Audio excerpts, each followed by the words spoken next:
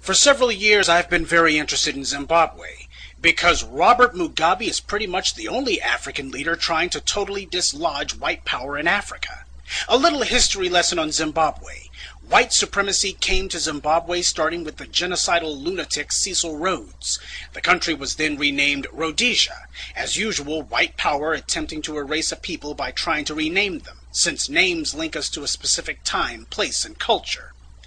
About the only thing that remains of Cecil Rhodes today is the so-called Rhodes Scholarship. Many presidents and so-called white liberals have gotten it and are proud of it. The Zimbabwean people did to Cecil Rhodes what all Africans do. They fought him until they won. But, as so often happened, after the Europeans lost power, they may have lost the war, but they won the peace.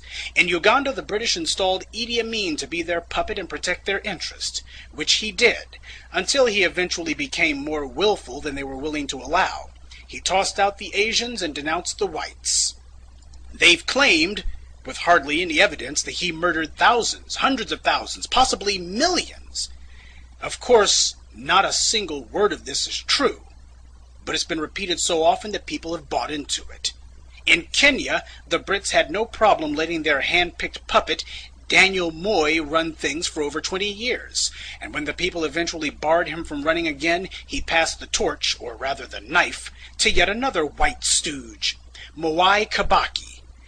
I don't think I have to tell you that South Africa's first black president was himself hand-picked by the very whites whom his so-called Truth Commission has arbitrarily decided to exempt from any and all prosecutions.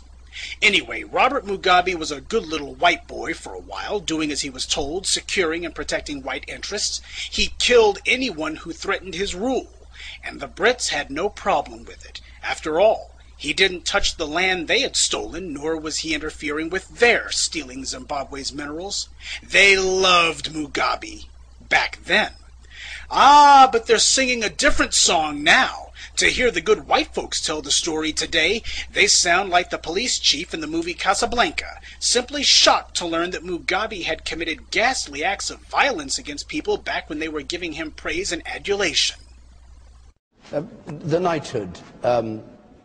Foreign Secretary, do you believe he should be stripped of his knighthood? Well, I was horrified to find out that Robert Mugabe had a knighthood. You didn't know? No, I didn't know that he was Sir Robert Mugabe. You became Foreign Secretary without knowing that? The important... Just on the knighthood, Douglas heard you were Foreign Secretary when he was given the knighthood, I think.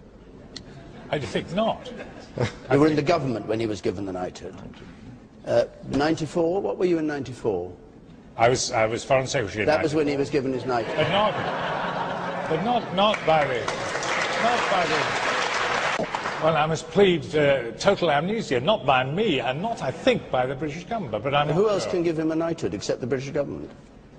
I simply do not know the answer to that. But what I was going to raise was that he was known when he got that knighthood, whoever gave it to him, the British government, or I can't think of any other government that could give it to him, it was known already by then that he had massacred 20,000 people in Matabeleland with North Korean trained armies in the 80s. Why was he ever given a knighthood? He hosted a Commonwealth conference, and conceivably it might have been in recognition of that. The Queen went there. He was, I don't say in good standing, but he was a member of the Commonwealth alongside a lot of other people. Of course you did. That's right. Robert Mugabe is actually Sir Robert Mugabe, a knight of the British Empire. So, if Mugabe was a loyal wannabe white boy, what changed? Under immense pressure from the African people, he eventually became dissatisfied with being the whites' lackey and decided to start taking back his people's land. This is where the British and the Americans declared war on him.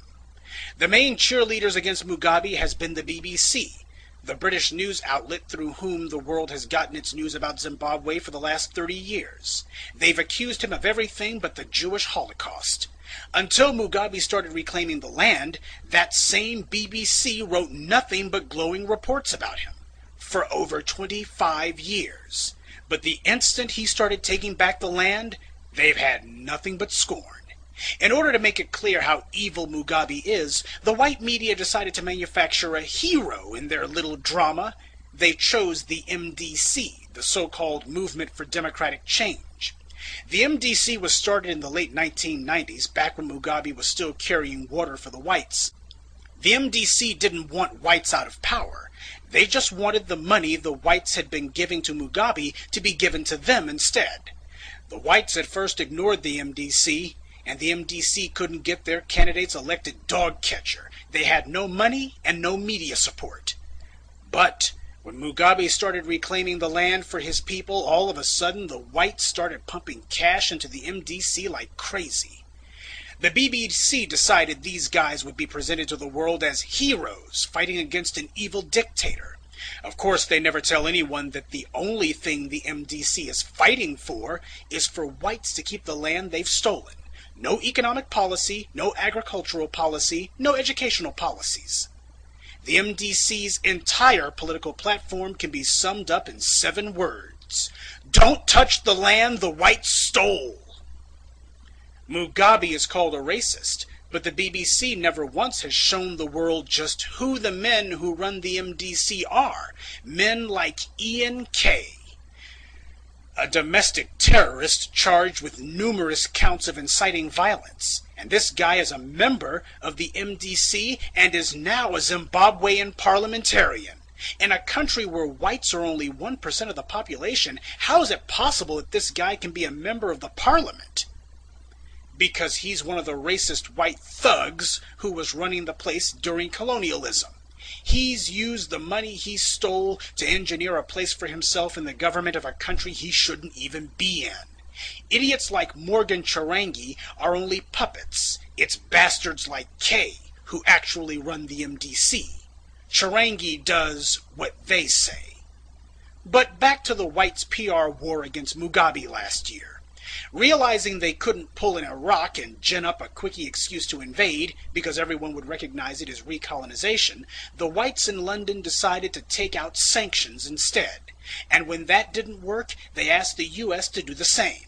The president at that time, W, gladly obliged. Pay attention, because what comes next is crucially important. The US's very first move was to freeze credit against Zimbabwe. I'm sure you've heard the term credit freeze the last 10 months. It's a credit freeze by the World Banks that has brought the U.S. to its knees, destroyed the housing market, and caused a global economic catastrophe. I highlight that so you can understand how important credit is to a national economy, even the U.S.'s. The U.S. still has working farms, working factories, and a service sector, but credit alone has caused nearly 10% unemployment in only a few months. This is what the Brits and Americans did to a country with nowhere near the financial resilience of the United States. This was when Zimbabwe's economic troubles started, not during the land reclamation. Neither the BBC nor any other part of the white media has told this story, but you're about to hear it now. They instead talk about Zimbabwe's economic woes, and they always talk about the whites being forced off the land they stole. Check it out for yourself. Whenever Zimbabwe is mentioned, without exception, the article or news broadcast will talk about supersonic inflation and then immediately talk about the poor, downtrodden whites who the mean old Mugabe is pushing off the land. This is done in order to create a false association in your mind between Zimbabwe's economic problems and whites being evicted from the land they stole. Even though Zimbabwe's problems are not at all related to the land reclamation program, rather the freezing of credit, financial assistance, and assets carried out by the U.S. on the behalf of Britain. They also keep talking about the farms. Like the whites are just Farmer Joe working to feed the Africans. Let's get one thing straight. The Africans were no better off food-wise before Mugabe started taking the land back.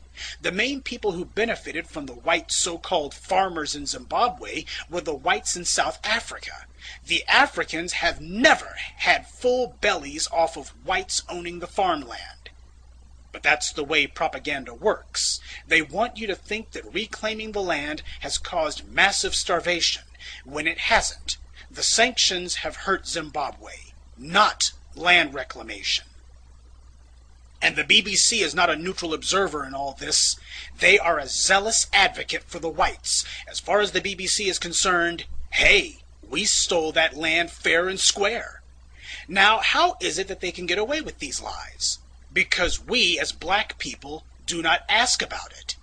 This is why the white media will do interviews with the bootlicks in the MDC, but nobody thinks it strange that not one member of Mugabe's government has been interviewed. In fact, W took out sanctions against Mugabe more strident than anything he ever did against Iran or Iraq. Neither Mugabe nor any member of his government or anyone seeking to advocate on their behalf financially can enter the U.S. Think about that.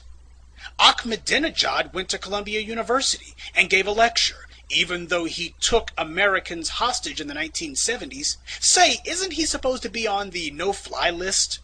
The U.S. has removed sanctions against Libya and normalized relations with that country, even though Gaddafi was responsible for the deaths of Americans, the destruction of U.S. airplanes, and numerous acts of terror against the U.S., for which he has neither been punished nor so much as apologized.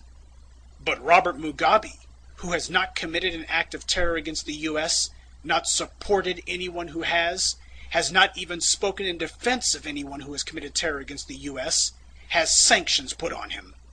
So why is he on a terror watch list? Why can't he enter the United States? When Mugabe won the last election, the whites realized he was going to finally go ahead and toss them all out. That's why we saw the fake outrage from them last year. They tried to go to the African Union, figuring that because they had created the African Union and had most of its members on strings, that it would be a simple matter to get the poor Africans to denounce Mugabe. And after that, they would get the Africans to authorize the Brits to send in the Marines. Of course, it didn't happen that way. The AU rejected what was an obvious attempt at recolonization. So, the whites went running to the UN instead, figuring they would get their way there. But Mugabe had already shored up his political support on the UN through the alliances he built with China, who, as a permanent member of the UN Security Council, has veto power. And Russia also joined China in vetoing the Brits' plan to move forward with military action against Mugabe. The whites howled and screamed about it. How corrupt the UN is, because one vote is all it takes to derail the whites' well-laid plans. But those same whites have no problem when the US is the only Security Council member to vote against condemning Israel for its violence against the Palestinians, or when the US votes against a resolution condemning racism. Zimbabwe is a small, poor, weak country. But even so, Mugabe has outfought and outthought the Euro clowns every step of the way. It just goes to show, anyone who says you can't beat the whites at their own game never tried. This is why the white media can't get enough of hating the man. To them, he's like O.J. Simpson times a million.